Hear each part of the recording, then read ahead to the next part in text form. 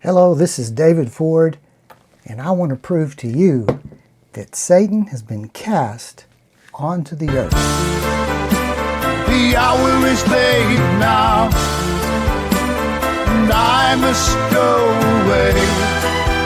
Trouble is upon you, and there's a price to pay.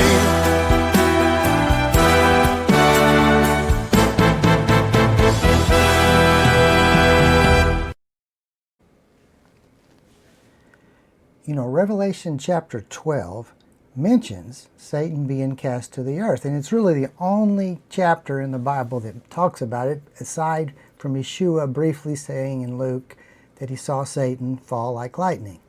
Somehow Satan got access back to heaven through Adam's sin, and he's been accusing the brethren daily until recently.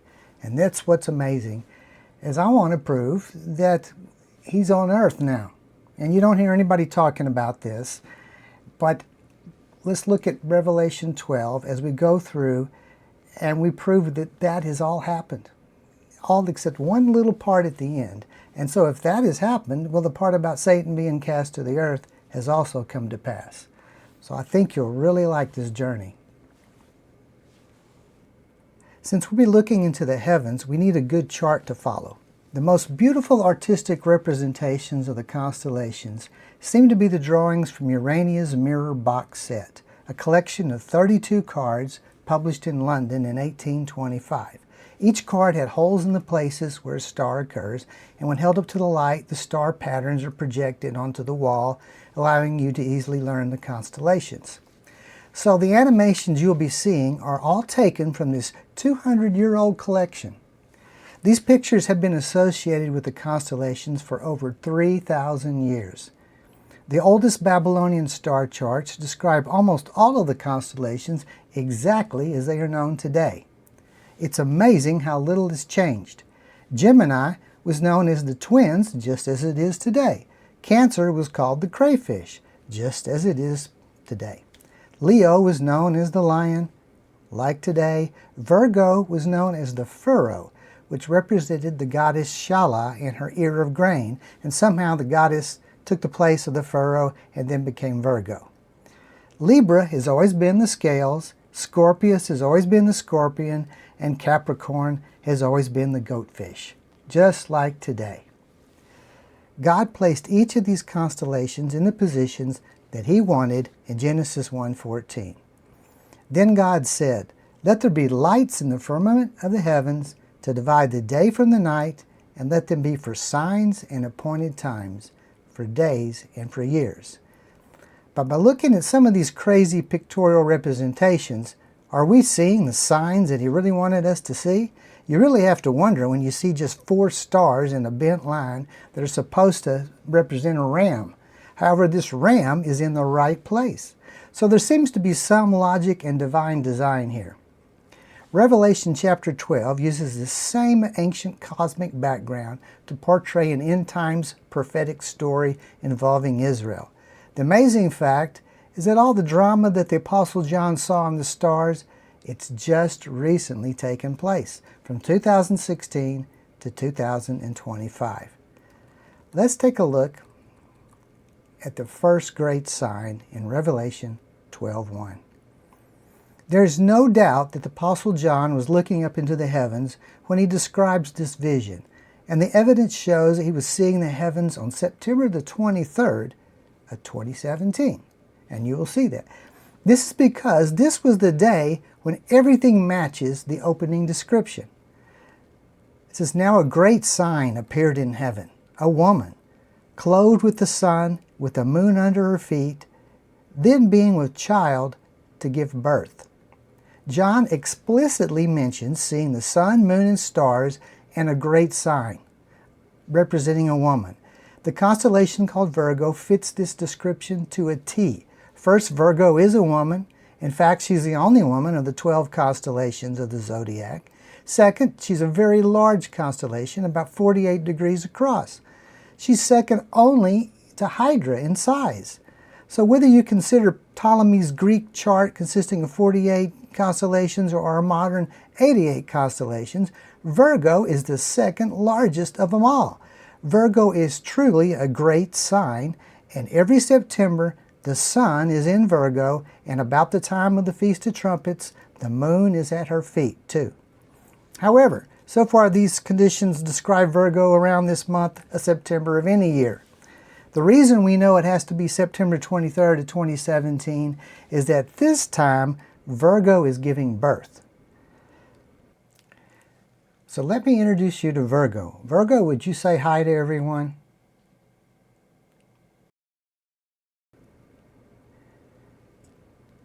Oh, what a nice curtsy, Virgo. Well, you can really move around when you want to, can't you, Virgo? So chapter 12 starts out with John looking up into the heavens. It's the traditional time every year when the Jews watch for the new moon at the Feast of Trumpets on Yom Teruah, the day of the trumpet. Another reason that John might be interested in this season is because it's the next sequential appointed time to be fulfilled on the prophetic calendar. Yeshua fulfilled the first 3 appointments within 3 days: Passover, unleavened bread, and first fruits. Then the Holy Spirit kept the 4th appointment 50 days later on Pentecost. So what's the 5th appointment? Trumpets. This is the time to expect to be caught up together with the Messiah at the sound of a trumpet. The Apostle John knew this very well, as he uses the term caught up in verse 5. And earlier in Revelation chapter 4, he said that he himself was caught up to heaven at the sound of a trumpet. Wouldn't you agree with this, Virgo? Oh, I see that you're motioning that the pathway is upward. So trumpets is the time to be caught up. Thanks. Now, here's the part that tells us that John is seeing September 23rd of 2017. John sees Virgo giving birth. This can be explained by looking at Jupiter's path through Virgo.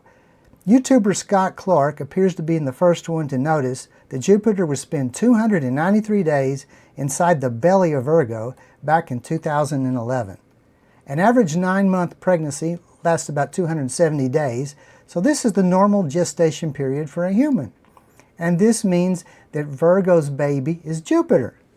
Now Jupiter passes through Virgo once every 12 years, but its motion doesn't always fit perfectly inside her belly. Most of the time it zigzags outside of Virgo or partially inside and partially outside. Jupiter makes a perfect pass inside Virgo's belly only once every 344 years. And 2017 is only the 7th time since John's prophecy that this has happened. So, if Revelation 12 isn't fulfilled this time, we'll have to wait another 344 years for Virgo to give birth again. Remember, Yeshua prophesied that the same generation that sees Israel reborn as a nation will not die until everything is fulfilled? That happened in 1948. In 2025, that was 77 years ago.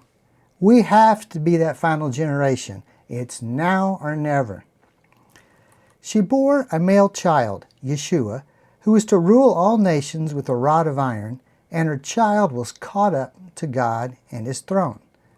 Although the Apostle John starts out by seeing Virgo on September 23rd of 2017, when the moon was at her feet, Virgo had actually given birth 13 days earlier on September the 10th, when Jupiter exited her belly. This makes sense because her child had to be already born in order to be caught up on the appointed time of trumpets, which happened on the 21st and 22nd of 2017.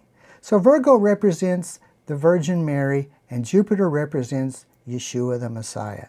Jupiter is the largest of the 9 planets, and historically it's represented the chief deity of just about every major civilization. The Babylonians called it Marduk, the Canaanites called it Baal, the Egyptians called it Amun-Re, the Greeks called it Zeus, the Romans called it Jupiter. However, it actually represents Yeshua. And just look at these characteristics that prove it. Jupiter has stripes all over its body, unlike any other planet. Notice that Yeshua had stripes all over his body too. Look at the Shroud of Turin, which shows 370 stripes on both the front and back of Yeshua. NASA's Juno spacecraft made a very close flyby of Jupiter on October the 29th of 2018. As you're about to see, it flew directly over the Great Red Spot. There's even a crystal band of what seems to be sparkling diamonds. There is a kingly majesty to Jupiter's gorgeous swirls and patterns. This beauty has never been seen before due to the intense cloud cover overhead. It's only been revealed when you get close up, a perfect example of Yeshua. I almost didn't want to use this video clip because it didn't seem real to me. It was too beautiful, too elaborate. It looked kind of too ornate, almost fake. But then I realized that this is the perfect picture of Yeshua. The closer you get, you see his real beauty. Interestingly, the Great Red Spot is on the same side of Jupiter, not at the poles, it's on the side of Jupiter, just like Yeshua had a great red spot on his side too. But one of the soldiers pierced his side with a spear, and immediately blood and water came out. Just look at this 15-second movie compiled from images from NASA's Cassini spacecraft between October 31st and November the 9th of the year 2000. You can see Jupiter's stripes flowing in different directions, and they have the color of blood and water. The Great Red Spot even seems to have both blood and water flowing out of it. Jupiter perfectly represents Yeshua the Messiah. There's no question about it. And we've only been able to verify it with modern spacecraft and cameras. What was hidden for thousands of years has now been clearly revealed as a witness to all.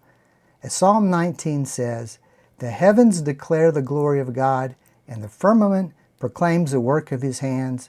Their voice is gone out into all the earth, and their words to the end of the world."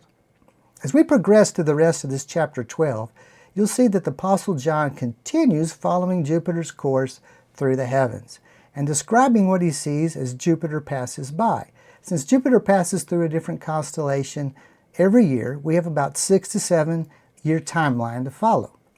Incredibly, this sequential order of events in Revelation chapter 12 follows the same timeline as Jupiter. Exactly. This is the proof that we've just seen the complete and total fulfillment of Revelation chapter 12. Virgo, is there anything else that you can show us? Wow, you made the sun and moon disappear. So we won't need the sun and moon anymore because your baby Yeshua has become the real light of the world. Is that right? As Isaiah prophesied, "The sun shall no longer be your light by day, nor for brightness shall the moon give you light to you, but Jehovah shall be to you an everlasting light, and your God your glory." And Yeshua fulfilled Isaiah's prophecy when he said, "I'm the light of the world. He who follows me shall not walk in darkness, but have the light of life." And the new city of holy Jerusalem, it says it has no need of the sun or the moon because the glory of God illuminated it. The Lamb is its light. Well, thank you, Virgo. It's been great visiting with you. You're quite a classy lady. We really have enjoyed your candor.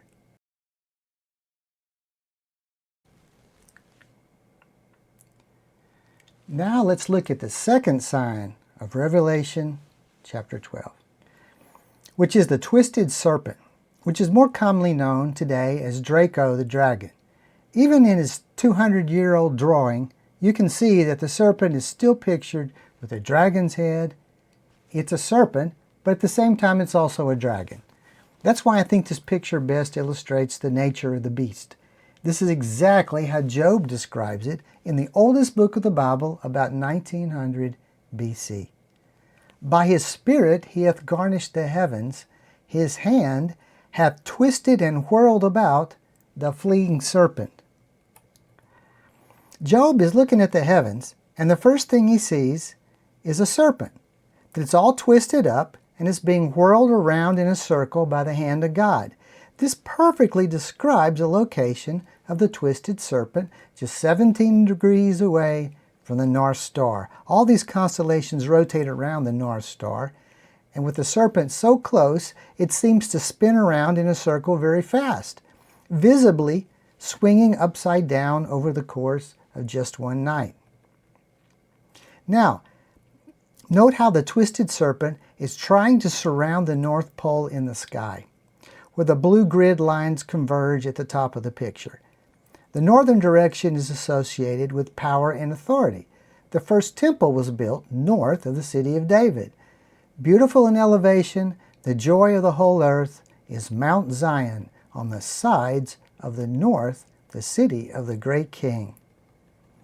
Another psalm indirectly tells you where to get promotion. For exaltation comes neither from the east, nor from the west, nor from the south. So you have to go north to get God's promotion.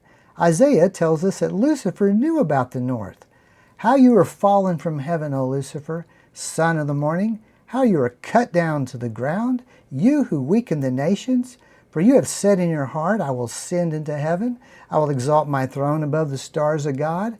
I also will sit on the mount of the congregation, on the farthest sides of the north. I will ascend above the heights of the clouds. I will be like the Most High.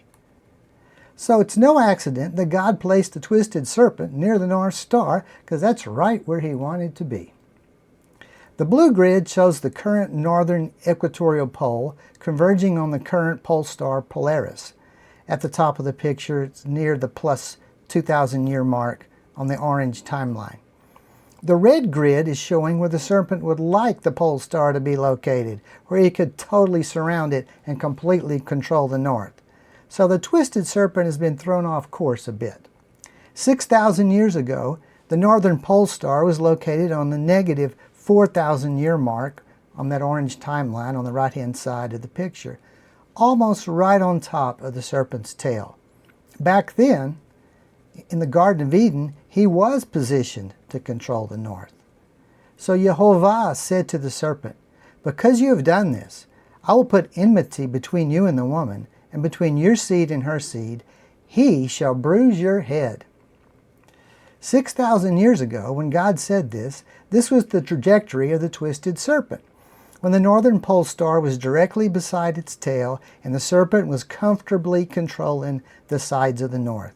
Notice that the serpent's head is just skimming the ground, but not hitting it. Now look at the position of the serpent as it is today. It's visibly getting its head bashed every day, just as Jehovah prophesied. Yeshua has come and defeated the serpent, and the heavens plainly show it to anyone who is willing to just take a look up and notice. Let's go back to the English translation of the Septuagint. For the end, a Psalm of David. The heavens declare the glory of God, and the firmament proclaims the work of his hands. Day to day utters speech, and night to night proclaims knowledge. There are no speeches or words in which their voices are not heard. Their voice is gone out into all the earth, and their words to the ends of the world. I'll bet that King David was looking up at the heavens just like Job did 1,000 years ago, and he was seeing the twisted serpent being whirled around and around when he wrote this psalm. Every night you can see it. Yeshua has bashed the twisted serpent's head, and everyone on earth can clearly see it. The heavens are declaring the glory of God every single day. In the book of Romans, Paul quotes this very same psalm, and he says that no one, neither Jew nor Greek, has any excuse to say that they have not heard about God. He says, but I say, have they not heard? Yes, indeed.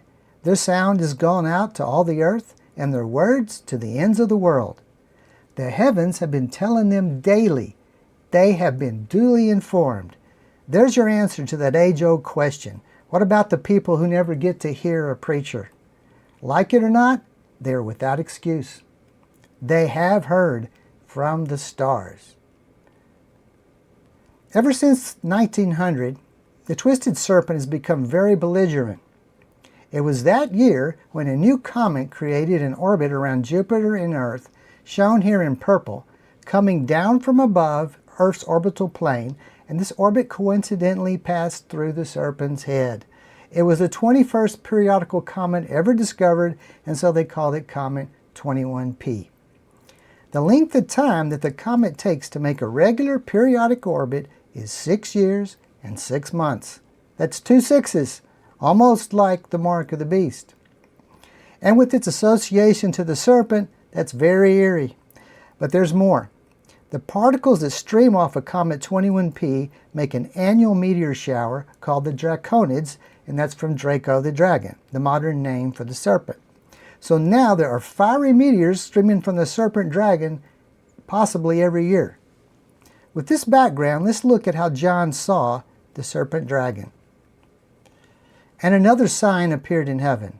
Behold, a great fiery red dragon, having 7 heads and 10 horns, and 7 diadems on his heads.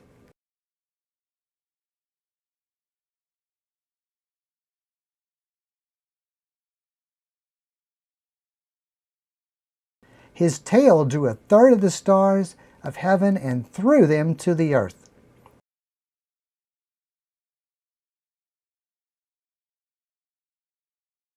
And the dragon stood before the woman who was ready to give birth, to devour her child as soon as it was born.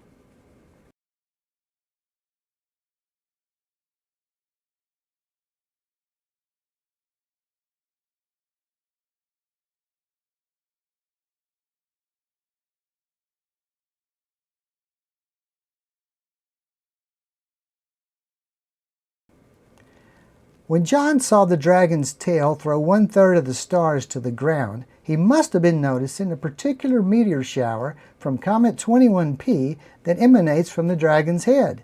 Because the serpent rotates 90 degrees in only 6 hours, it looks like its tail is swinging around and throwing the stars to the earth. Every year on October the 9th to 10th, there's a possibility for a meteor shower. However, this has only been happening since the year 1900. Before that, there are no records of any meteor showers at all from the serpent. The Draconid meteor showers are a modern fulfillment of John's prophecy. All we have to do is isolate which meteor shower he was talking about. This chart showing the Draconid meteor storm history will help us pinpoint the one that John saw. It plots the location of Comet 21P at every 6-year interval when the comet's orbit brings it near the Earth around October 9th through 10th.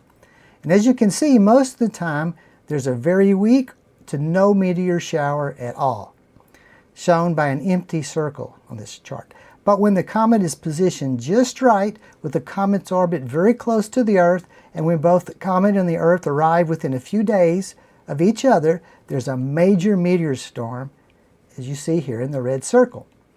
As of 2025, there have been only 3 major meteor storms in the 125-year history of Comet 21P. And most likely there'll be no more storms from the dragon ever. This is because in 2029, a close approach to Jupiter will throw the comet further away from the Earth, ending any possibility for a major storm in the foreseeable future. Jupiter will put out the dragon's fire. The dragon's fire will then be extinguished in 2032 when it comes back around to the Earth 3 years later.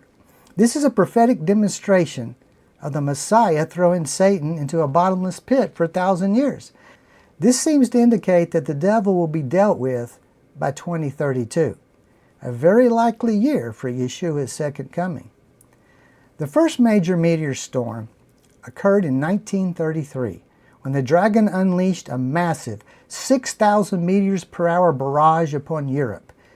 An eyewitness from Ireland said, "At 7:58 p.m., it was apparent that a really great meteoric storm was in progress.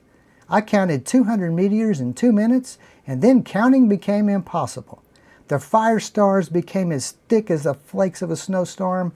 Instead of 2s and 3s, they came in flocks and gusts. The sky was thick with them wherever one looked." And that was the Reverend William Ellison. He's the director of the Armagh Observatory in Ireland, and that's from the Belfast Telegraph on October 11th of 1933. Well, what could be the reason for the firestorm from the dragon?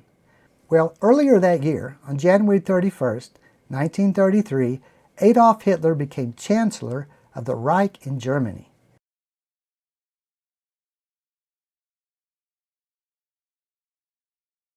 Albert Einstein arrived in the USA as a refugee from Nazi Germany just 1 week after this meteor storm, and just 10 months later, on August 2nd, 1934, with President von Hindenburg's death, Hitler became both president and chancellor, making him the master of Germany.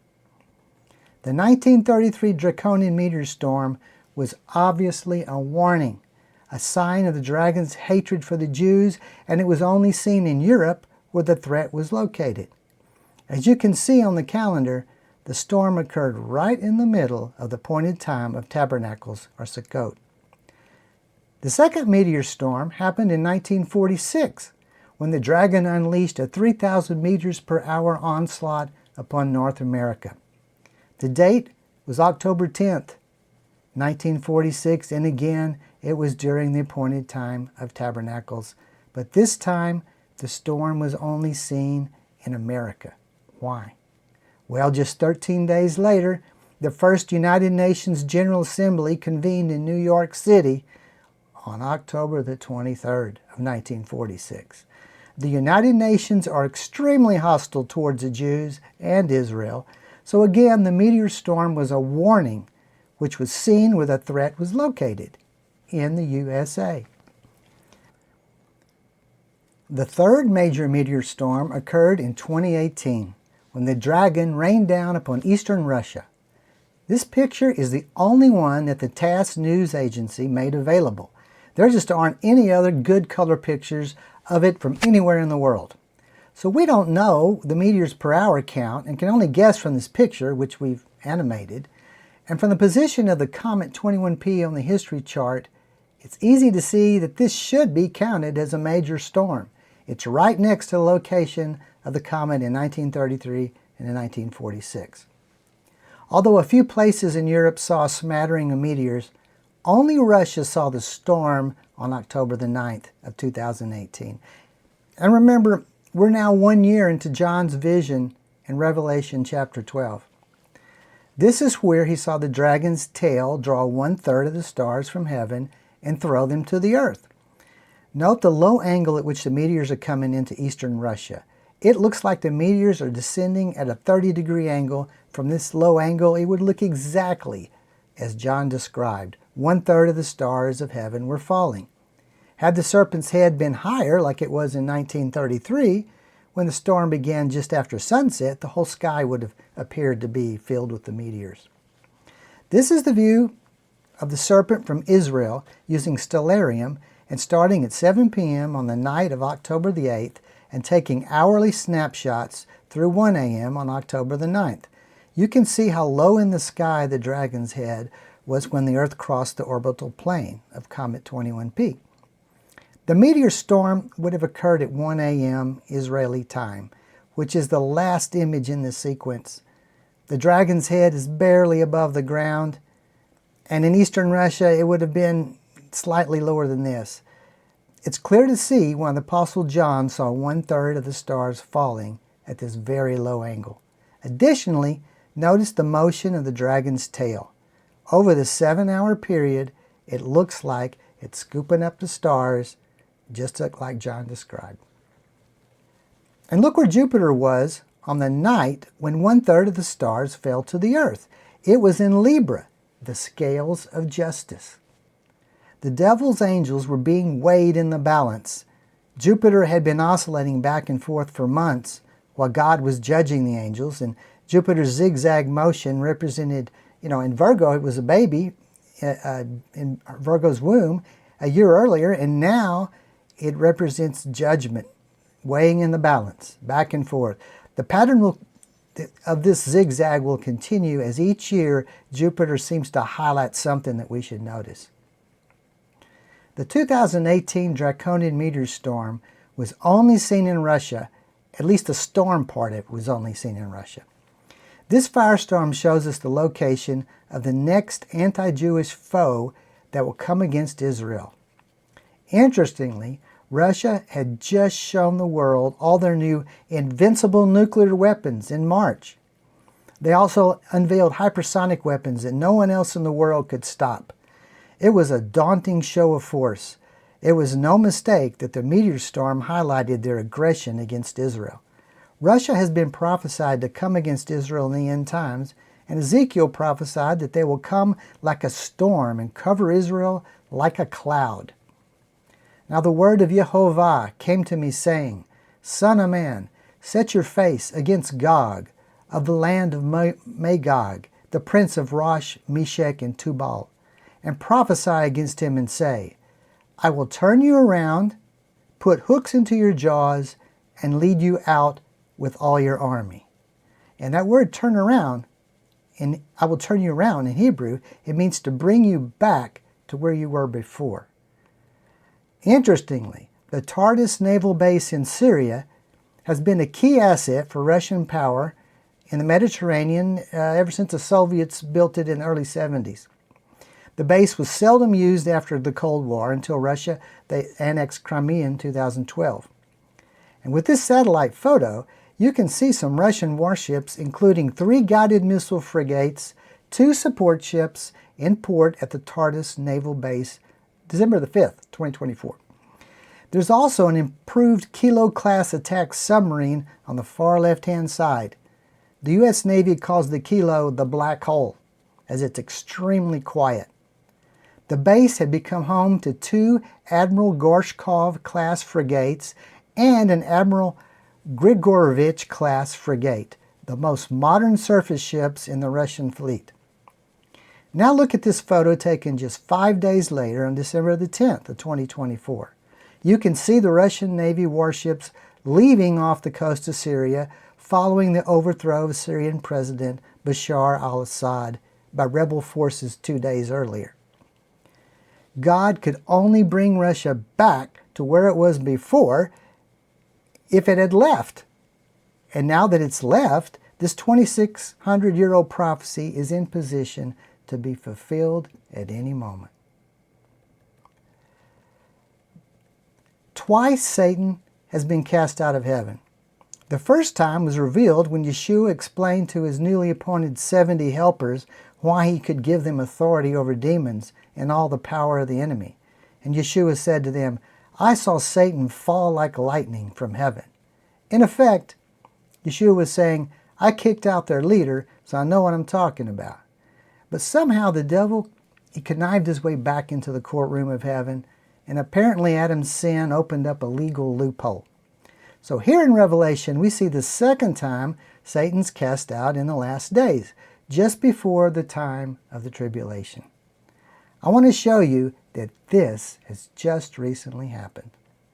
So the great dragon was cast out, that serpent of old called the devil and Satan, who deceives the whole world. He was cast to the earth. Now, November the 14th of 2017 is the date we're saying he's cast to the earth. And why on this date? That's because this picture that we're looking at was taken on that date. And we'll go deeper into this in a minute. And his angels were cast out with him. And that's October the 9th of 2018. And as you already know, October the 9th of 2018 was the Draconian meteor storm that happened in Russia. And notice that the angels are being cast to earth 11 months later. And this sequential order of this verse strongly indicates that Satan was cast out first before his angels were. And the signs in the heavens are in agreement with this order. Then I heard a loud voice saying in heaven, Now salvation and strength and the kingdom of our God and the power of his Christ have come. For the accuser of our brethren who accused them before our God day and night has been cast down.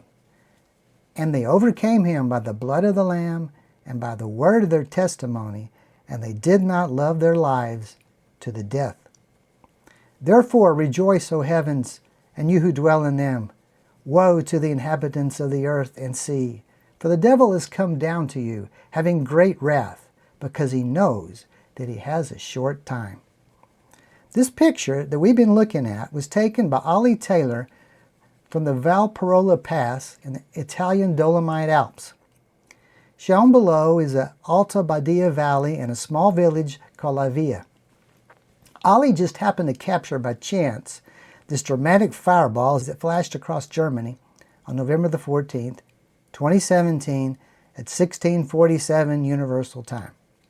According to the American Meteor Society and the International Meteor Organization, this was the most reported fireball ever, with 2,047 reports. This map by the American Meteor Organization shows the locations and orientations of the witnesses. Their images are turned to show the direction that they were facing when they saw the fireball. It was noted as event number 4299. And by analyzing the trajectory of the fireball, the impact zone would have been in western Germany, northwest of Frankfurt, and just south of Cologne. This event has been documented on 4 videos and 5 photos. And Ali Taylor's photo from the Italian Dolomites is by far the best picture. But there's one equally impressive video by Hervé Kuntzmann, taken while he was driving on the highway near Strasbourg, France, which is much closer to the impact site. This 18-second video from Hervé's dash cam at 5:47 p.m. on the evening of November 14th of 2017 clearly captures the fireball for a full 9 seconds.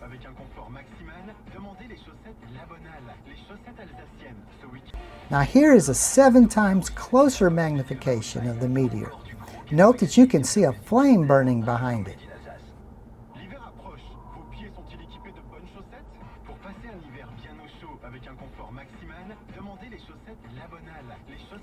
The meteor's trajectory over Germany points to an origin near the active radiant of November's torrid meteor shower. This means that the meteor originated in the constellation of Taurus the Bull.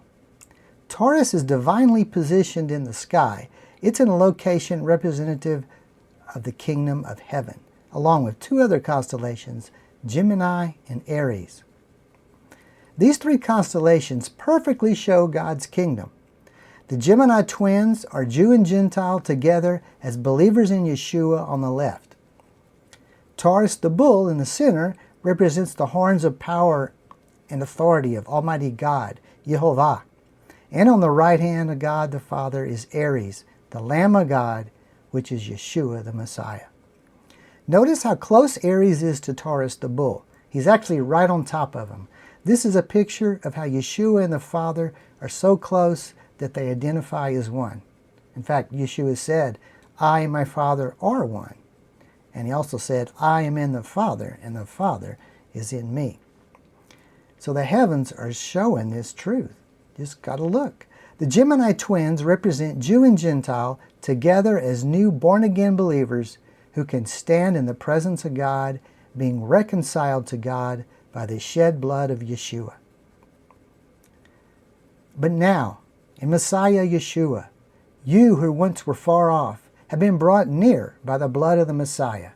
For he himself is our peace, who has made both Jew and Gentile one, and has broken down the middle wall of separation, having abolished in his flesh the enmity, that is, the law of commandments contained in ordinances, so as to create in himself one new man from the 2, Jewish and non-Jewish, thus making peace, and that he might reconcile them both to God in one body through the cross.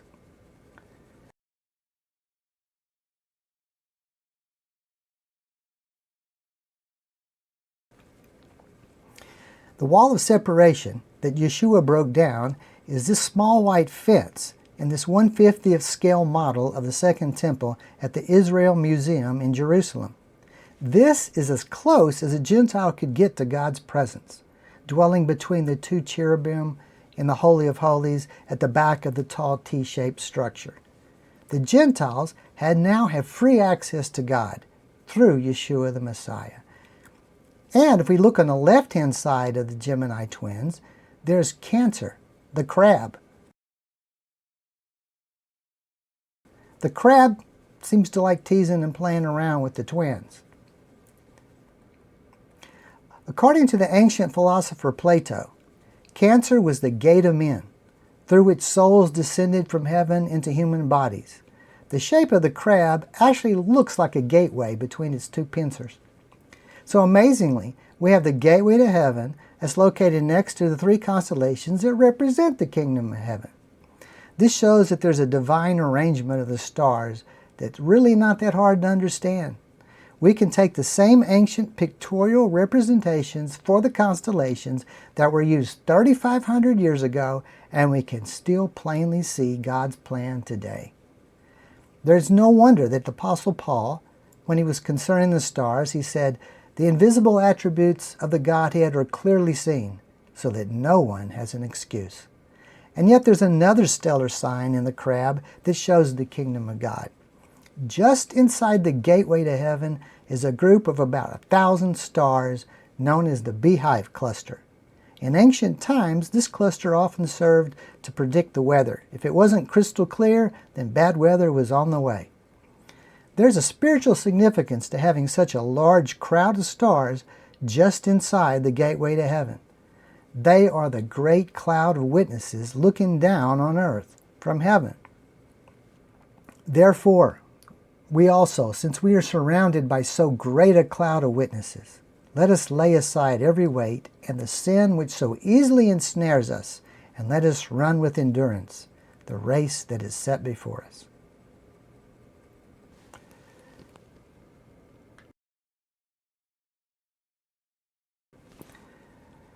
Now that we can see that this section of heaven represents the kingdom of God, let's see exactly where the origin of the fireball originated. There's a small constellation within Taurus known as the Pleiades, or the Seven Sisters from Greek mythology. It is one of the nearest star clusters to Earth, about 444 light years away, and it's also the most obvious star cluster to the naked eye. It has about 1,000 bright hot blue stars, although only about 6 of them are easily visible. But a lot of people confuse it with a Little Dipper because it looks like a Little Dipper. The Pleiades are visible from nearly every place on the globe, from the North Pole to the southernmost tip of South America. It's a perfect example of how God's kingdom can be clearly seen by everyone. The unique sapphire blue color of this cluster is amplified by a cloud that surrounds these stars, showing up as streaks in a blue cloud. God himself mentioned this constellation when he talked with Job. Then Jehovah answered Job out of the whirlwind and said, "Can you tie the bands of the jewels?" So from the very beginning, God himself called this group of stars sapphire jewels. With the atmosphere of a blue cloud of glory and beautiful sapphire blue-colored stars, this star cluster represents the throne of God. Here are the verses that prove it. Ezekiel had 2 vivid visions of God's throne. He starts out by saying that he was beside the Chebar River in Babylon, and the heavens were open, and he saw visions of God. And as he was describing the 4 living creatures, he said, "And above the firmament over their heads was the likeness of a throne, in appearance like a sapphire stone. On the likeness of the throne was a likeness with the appearance of a man high above it." The Pleiades have the rough shape of a reclining chair or throne, and they certainly are sapphire colored. In another vision, Ezekiel said, "And I looked, and there in the firmament that was above the head of the cherubim, there appeared something like a sapphire stone, having the appearance of the likeness of a throne." Here again, the same 2 characteristics, the shape of a throne and the color of sapphire, and this perfectly describes the Pleiades. Let's look at Moses' description. It says, "That Moses went up to Mount Sinai, also Aaron, Nadab, and Abihu, and 70 of the elders of Israel. And they saw the God of Israel, and there was under his feet, as it were, a paved work of sapphire stone. And it was like the very heavens in its clarity."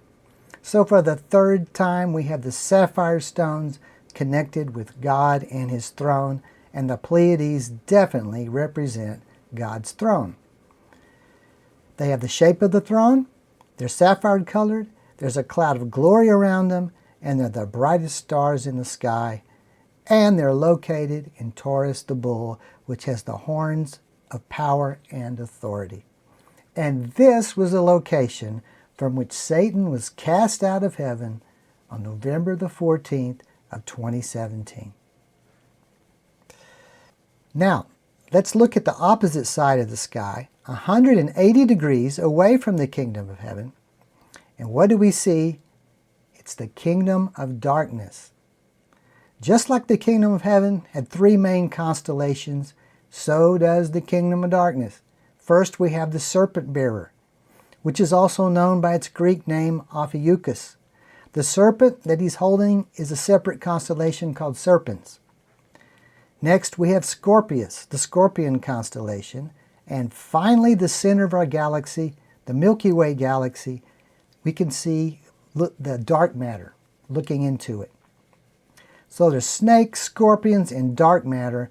That represents the power of the enemy. And we have a verse in Luke 10:19. Behold, I give you the authority to trample on serpents and scorpions and over all the power of the enemy. Let's take a look at Ophiuchus training his snake. Notice the skill he employs as he makes the snake slowly change positions.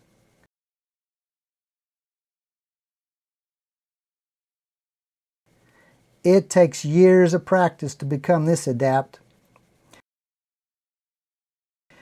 You can see the connection between the handler and the reptile as they operate as one unit. Notice the precision, the control, the skillful display of a professional actor who has well rehearsed his part. There are no surprises here. It all comes across as a smooth presentation.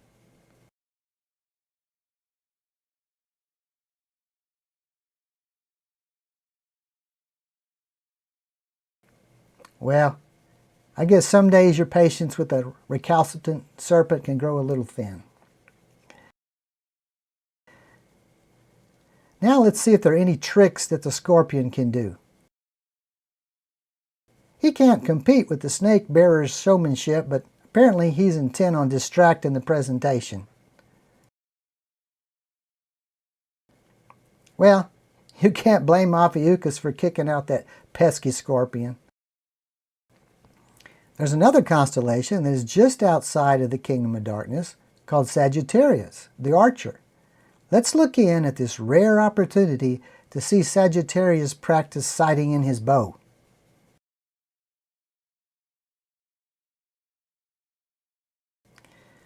Well, apparently today is not one of his best days, but he does show determination. It takes years of practice to develop the muscle memory necessary to hold a steady bow.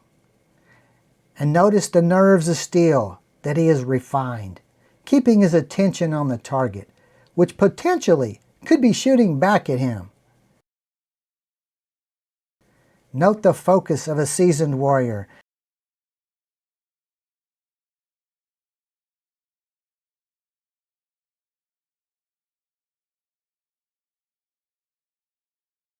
And the firm grip on the bow. Well, at least he tries to maintain a firm grip. Well now, at least he mastered that firm grip this time, didn't he?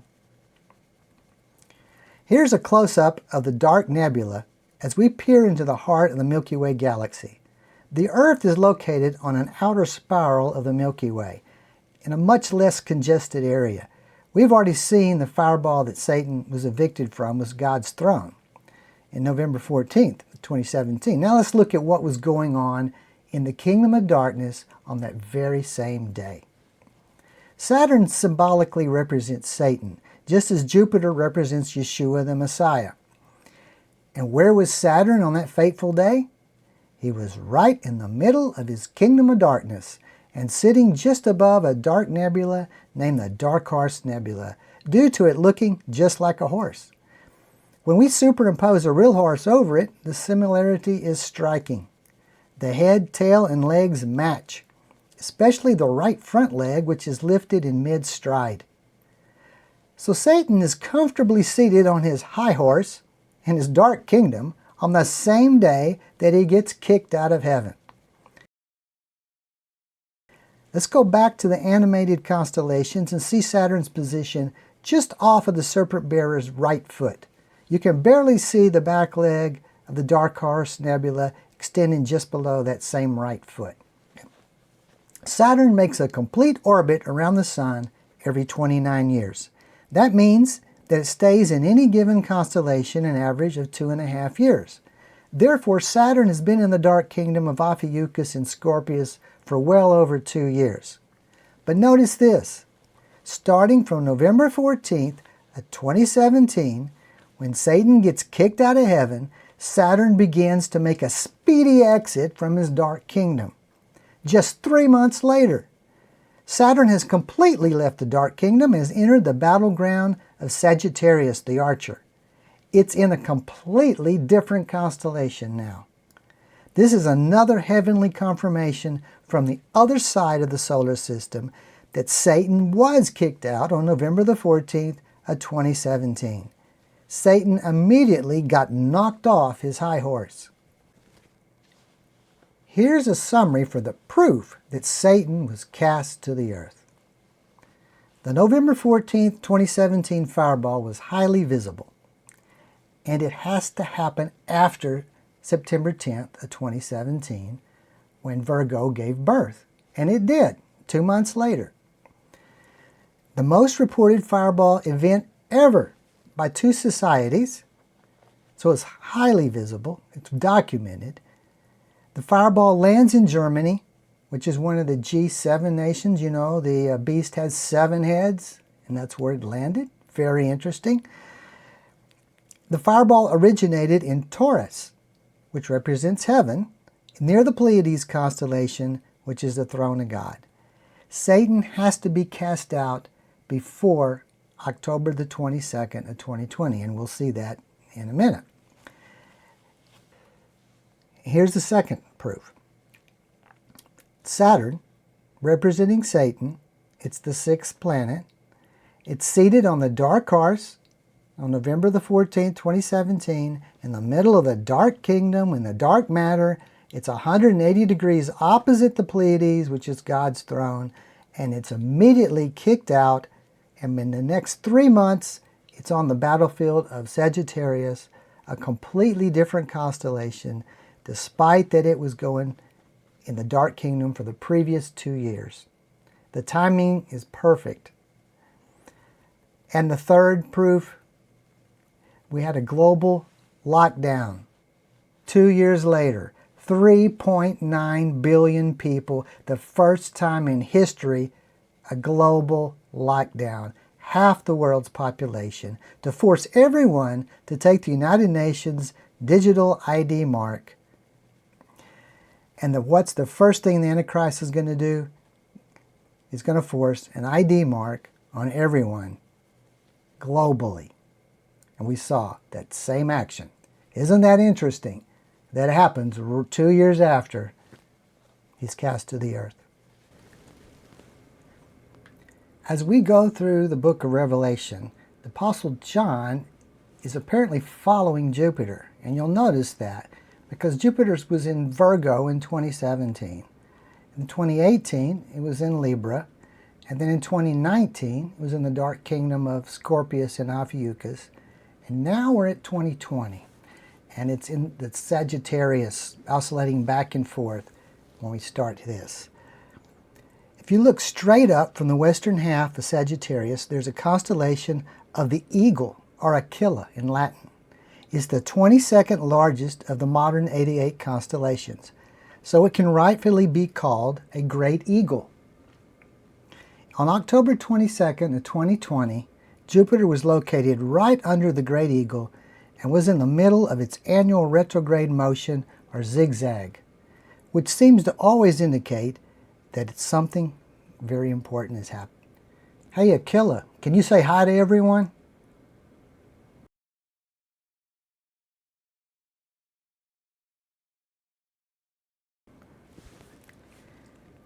But the woman Israel was given 2 wings of a great eagle. which we'll find out is the United States, that she might fly into the wilderness, into isolation, to her place where she is nourished for a time and times and half a time, which is 3.5 years, from the presence of the serpent. On October the 22nd of 2020, Israel and the USA signed a joint declaration confirming Washington's commitment to helping Israel maintain a military superiority over its Middle East neighbors. The USA called it giving Israel a qualitative military edge. This agreement had been a long time coming. The U.S. Congress had already passed a law in 2008, 12 years earlier, requiring the president to give Israel this military edge. However, the Obama administration did nothing, and now with President Trump's first term about to end in just 3 months, he finally decides to take a last-minute, belated, symbolic gesture towards Israel. Nevertheless, this agreement was signed when Jupiter was directly underneath the Eagle constellation, just as the Apostle John described it. And to add more significance, the United States was another great eagle. Hey Killa, can you show us the United States as another great eagle? That's great. You're a very talented eagle.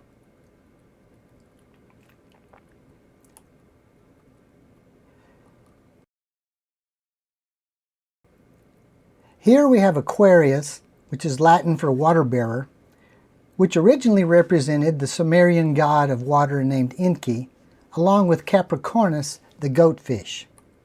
These constellations have remained unchanged for over 3,500 years. Capricornus is Latin for horned goat, but historically it's always been represented as a half-goat, half-fish creature. On December 21st of 2020, Jupiter and Saturn came together less than 1/10 of a degree apart. This is called the Great Conjunction because it encompasses the two largest planets. This event occurs once every 20 years, but the two haven't been this close since 397 years, since back in the year of 1623. So this is kind of significant. And you got Yeshua and Satan battling it out symbolically. Now, when the dragon saw that he'd been cast to the earth, he persecuted the woman, Israel, who gave birth to the male child, Yeshua.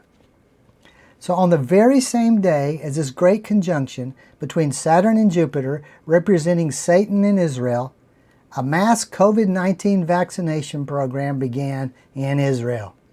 Healthcare workers and everyone over the age of 60 were instructed to take the shot. At the end of the day, 10,000 Israelis had been vaccinated. Of course, there were ulterior motives involved, proving that the Saturn-Jupiter conjunction was not just something coincidental, but extremely accurate and extremely prophetic. Although we don't know the original reason for a hybrid goatfish, Greek mythology identifies it with the god Pan, who saved himself from the monster Typhoon by creating a fish's tail and diving into a river. The Bible, however, clearly associates goats with wilderness, and that's why Capricornus represents a wilderness. But the goat, on which the lot fell, to be the scapegoat, shall be presented alive before Jehovah to make atonement upon it, and to let it go as the scapegoat into the wilderness. On Yom Kippur, the scapegoat is driven into the wilderness to bear the sins of the nation.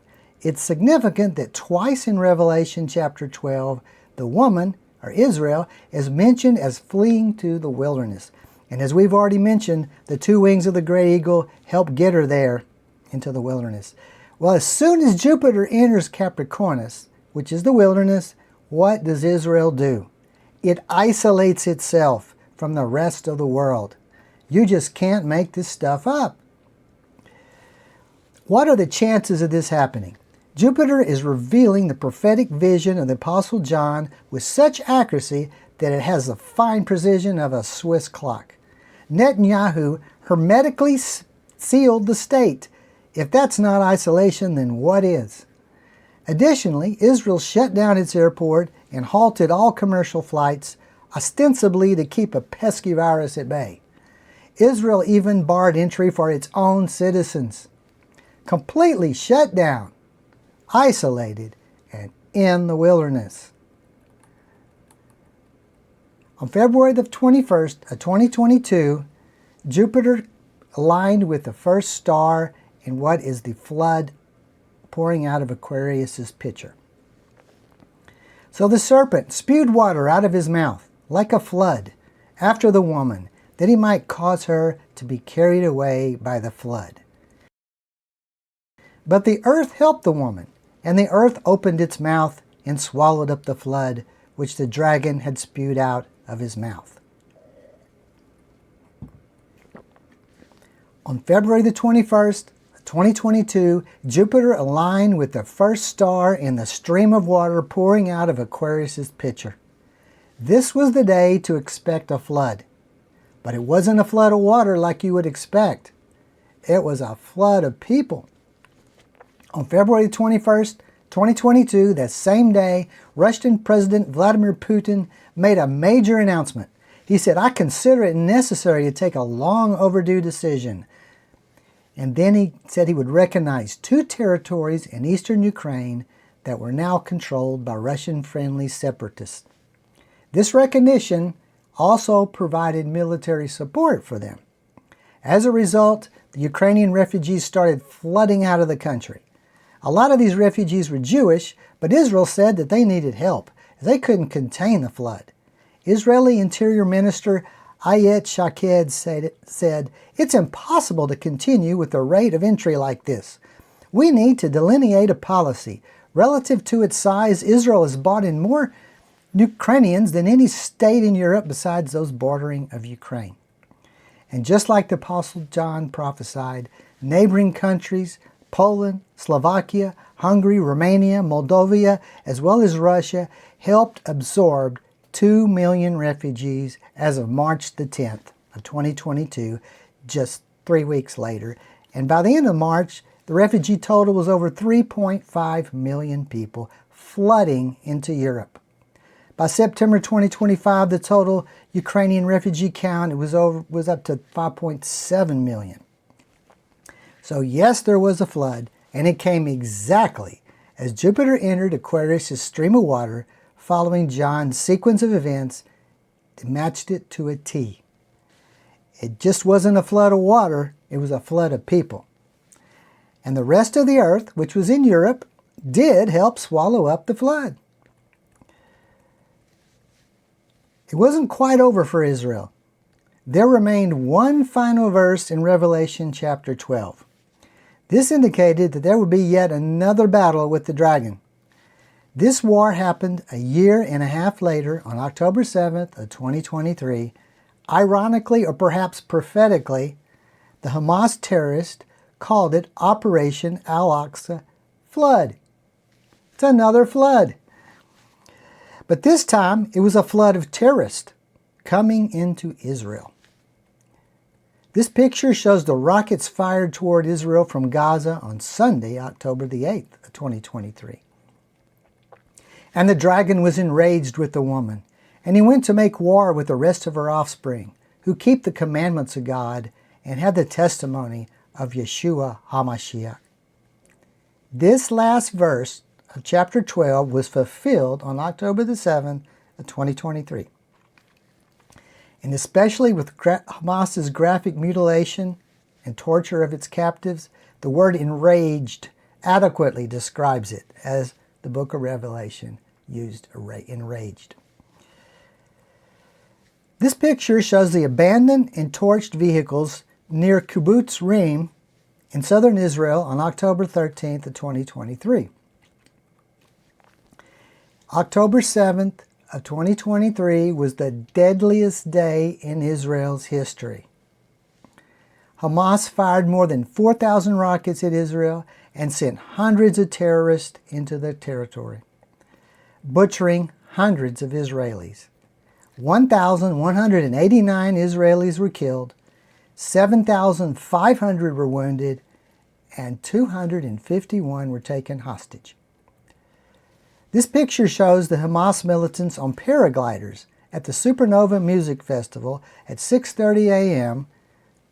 Saturday, October the 7th, and this picture shows the militants breaking through the barrier at Kerem Shalom by overrunning guards and cutting through the fence. Hamas tried to take over Israel's Yiftach military base, but was repelled.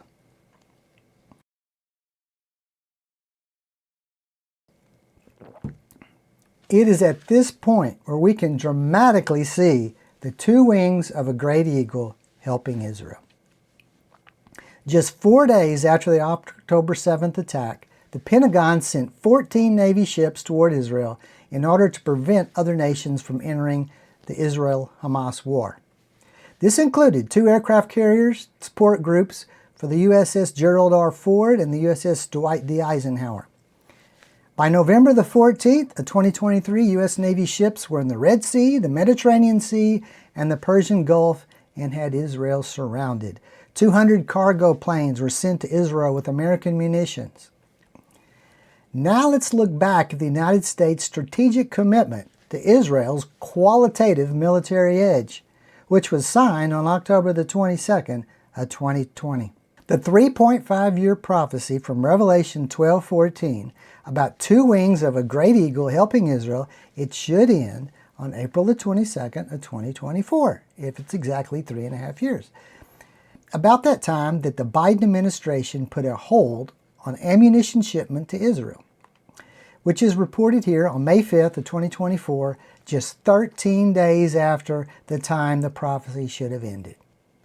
Considering that this story is belatedly reporting the events after the fact, the shipment stopped exactly 3.5 years after the USA's promise to help Israel. Amazing. And that was not all. 1 month later, on June 19th of 2024, it came out that the United States was intentionally delaying an $18 billion sale of F-15 fighter jets that Israel had already paid for. It became so dire that Benjamin Netanyahu released a public video that very same day asking why was the United States abandoning Israel. When Secretary Blinken was recently here in Israel, we had a candid conversation. I said I deeply appreciated the support the U.S. has given Israel from the beginning of the war. But I also said something else. I said it's inconceivable that in the past few months, the administration has been withholding weapons and ammunition to Israel. Israel, America's closest ally, fighting for its life, fighting against Iran and our other common enemies. Secretary Blinken assured me that the administration is working day and night to remove these bottlenecks. I certainly hope that's the case. It should be the case. By August, it was apparent that the shipments of arms to Israel had been stalled for months by a direct White House order. The American aid ended exactly 3.5 years later, just like the prophecy in Revelation 12 had said it would happen. Now it seemed that the story was over and we're completely finished with all the Revelation chapter 12 verses. But the United States elected a new president, Donald Trump, for a second term.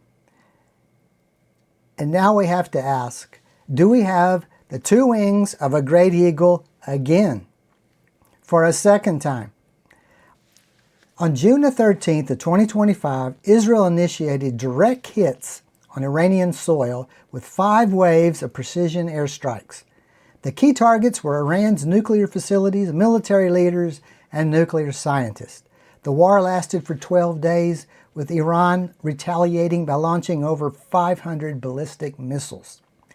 The Great Eagle of the USA helped Israel by knocking out over 100 of Iran's ballistic missiles. The Eagle also launched Operation Midnight Hammer with B-2 stealth bombers which struck Iran's Fordow nuclear facility undetected. 7 B-2 bombers dropped 14 bunker buster bombs on Iran. The before and after pictures show the bluish-colored dust covering the site, revealing that the 300-foot deep underground cement structure had been destroyed. 6 bunker buster bombs weighing 30,000 pounds each landed in the center holes of 2 different air ventilator shafts.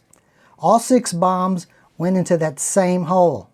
They fell from an altitude of 9 miles high into the same 30-foot wide hole, and that's the hole that's the largest in the middle of both shafts that has 3 openings each. Hey Aquila, can you show us how the United States helped Israel with the wings of another great eagle, a B-2 bomber?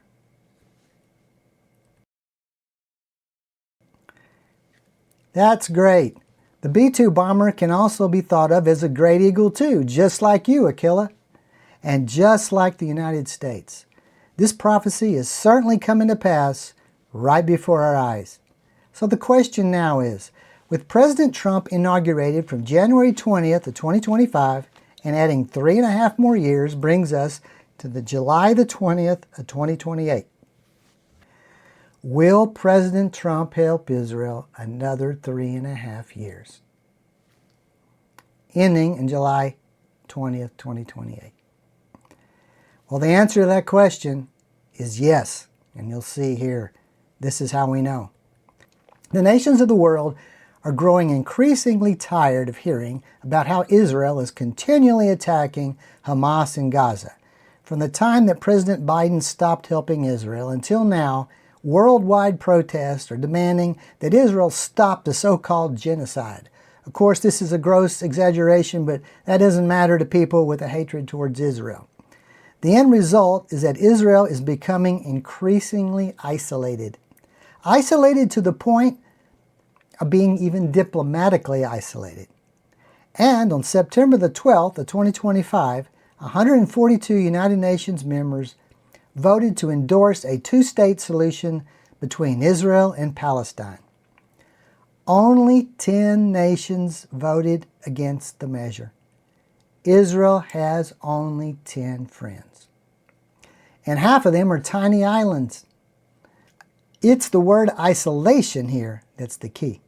This is how we know that President Trump's current term is the 3.5 years that are prophesied in Revelation 12. But the woman, Israel, was given 2 wings of a great eagle, the United States, that she might fly into the wilderness, which means isolation. That has only happened now. To her place, where she is nourished for a time and times and half a time, 3.5 years, from the presence of the serpent. For the 3.5-year period under President Biden, Israel was not in isolation.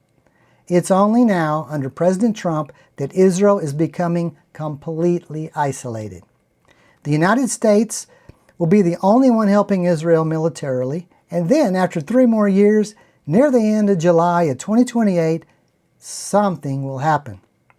Something will happen to the United States so that we stop helping Israel.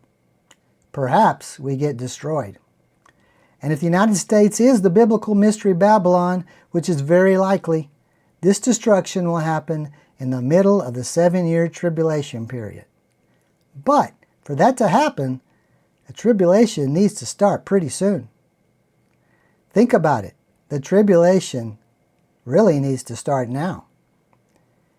Here's what is next. Then I stood on the sand of the sea, and I saw a beast rising up out of the sea, having 7 heads and 10 horns, and on his horns 10 crowns, and on his heads a blasphemous name. Now the beast which I saw was like a leopard. His feet were like the feet of a bear, his mouth like the mouth of a lion. The dragon gave him his power, his throne, and great authority. And I saw one of his heads as if it had been mortally wounded, and his deadly wound was healed, and all the world marveled and followed the beast. So they worshipped the dragon who gave authority to the beast, and they worshipped the beast, saying, "Who is like the beast? Who is able to make war with him?"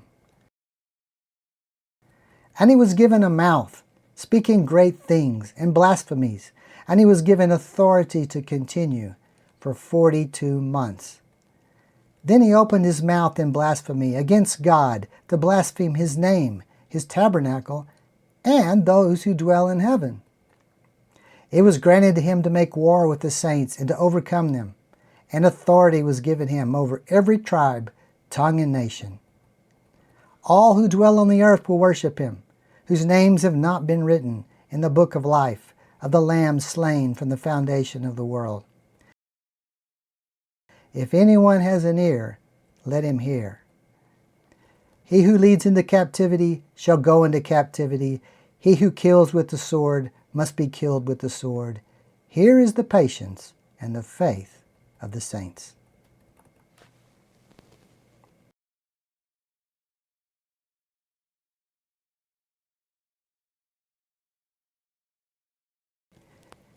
Thank you for watching. Think about all of these things. God bless.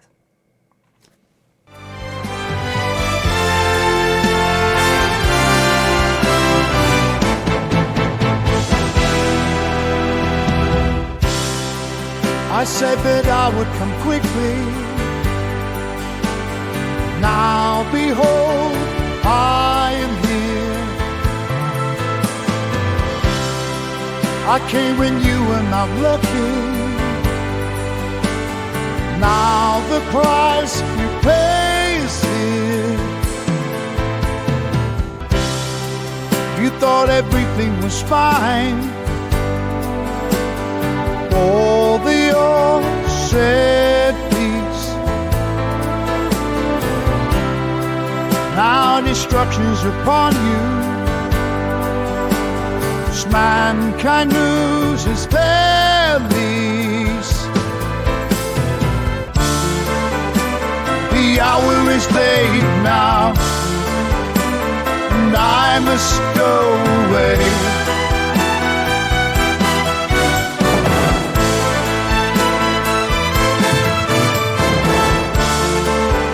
Trouble is upon you. There's a price to pay.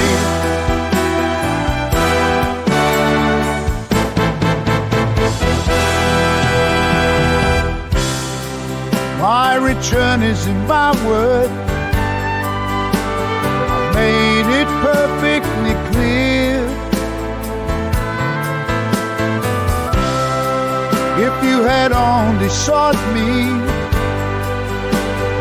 wouldn't still be here. Now I take my bride with me. Across chambers we go. Do not try to enter.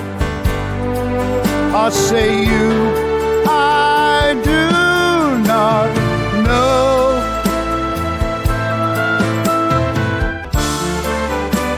The hour is late now, and I must go away.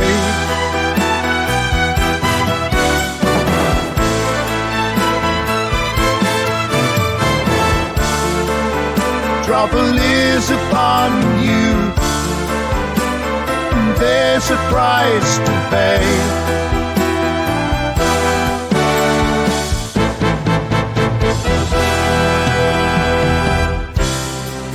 I came suddenly, you didn't know.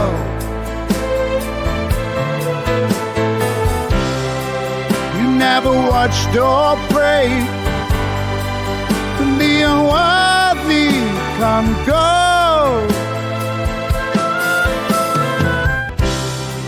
Your lamp was empty, having no oil. Though your investments are many in the fine financial turmoil,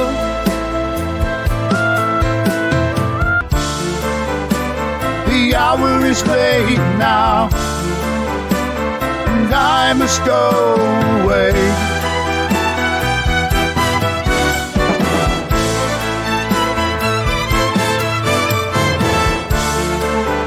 Trouble is upon you, and there's a price to pay.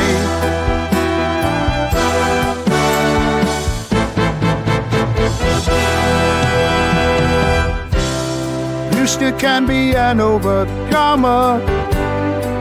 Just put your trust in me. It won't be easy to give your life for victory. Wash your garments spotless, make them clean and white. But don't take them off, or it won't be pretty sight.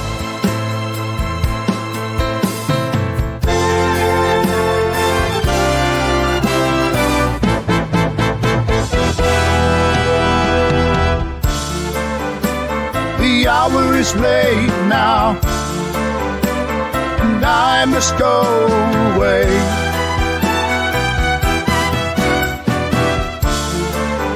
Trouble is upon you, and there's a price to pay.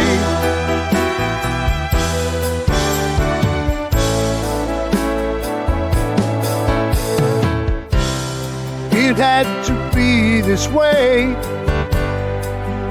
Everyone must pass the test. It's not based on just what you do, but who do you confess?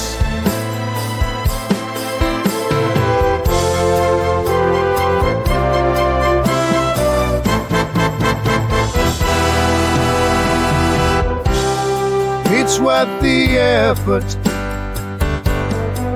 Don't let anything stand in your way. The hour is late now, and I must go away.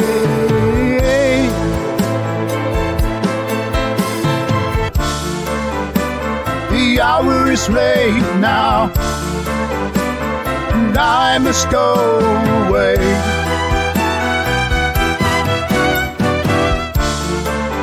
Trouble is upon you, and there's a price to pay.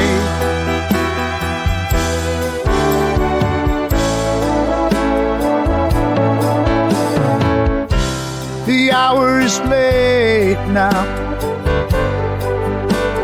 and I must go away. Trouble is upon you,